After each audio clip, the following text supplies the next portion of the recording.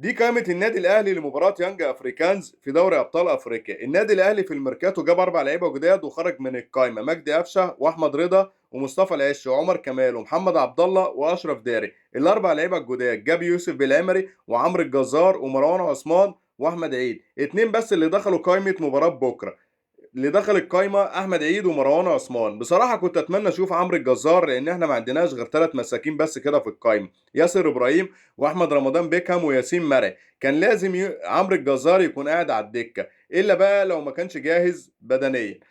بالنسبه ليوسف بالعمري المفروض يكون موجود بكره بكل المقاييس، لان احنا الاتنين باكات اللي عندنا سواء احمد نبيل كوكا او محمد شكري لا ده نافع ولا ده شافع، فكان لازم يوسف بالعمري يكون موجود ولو حتى ينزل اخر ربع ساعه. بس دي القائمه اللي اختارها يسترو.